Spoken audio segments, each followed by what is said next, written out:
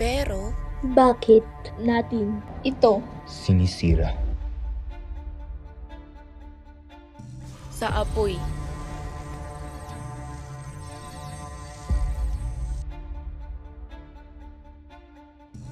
sa diwa,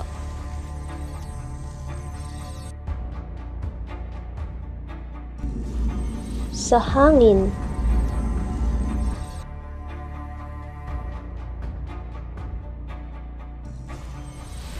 sa lupa,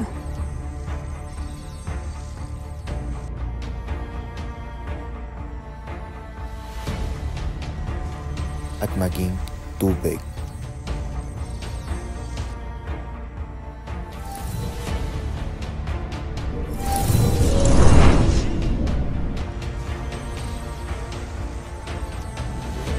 bakit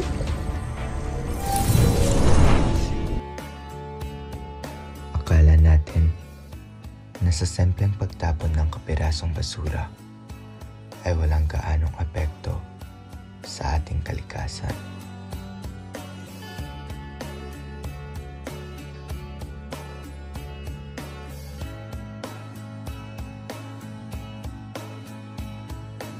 akala natin na sa simpleng hindi pagtapon ng basura sa tamang basurahan ay walang gaanong epekto sa ating kalikasan.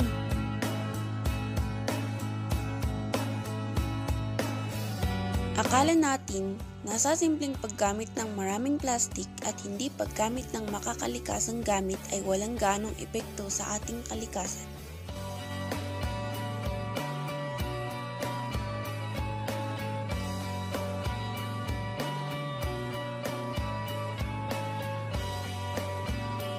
Akala natin na sa simpleng pagsasayang ng mga papel ay walang gaanong epekto sa ating kalikasan.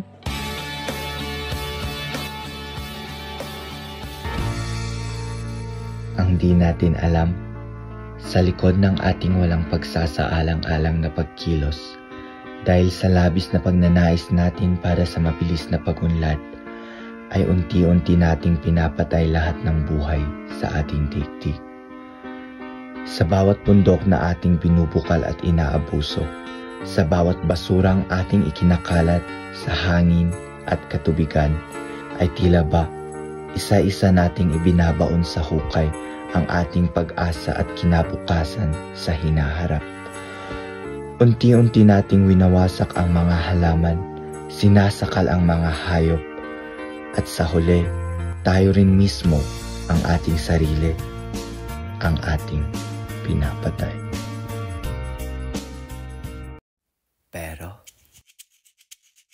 hindi pa ganun kalalim ang araw dahil ang simpleng taong tulad mo ay may magagawa pa at may pag-asa pang itama ang pagkakamali. Tumakas na tayo, takasan na natin ang mundo. Kahit maliit na bagay, isang puno man yan na itinanim o isang basurang pinulot, malaking bagay pa rin yan para sa ating inang kalikasan. Amihan at huni ng ibon, dumudulog at tinatawag na tayo ng bundok. Hindi kailangang maging bayani, kailangan lang ay maging tao na may puso at malasakit. Dahil ang tunay na progreso ay hindi nasusukat sa taas ng gusali, kundi sa lalim ng ugat ng mga punong itinanim natin. Puso kong masilayan ng takip silim, na uuhawang kaluluwang makita ang bukang liwayway. Muli, hindi pa ganon kalalim ang araw. Hindi pa tayo huli. Hindi pa tapos ang laban. Tumindig ka. Lumaban tayo dahil may magagawa pa tayo para sa ating inang kalikasan.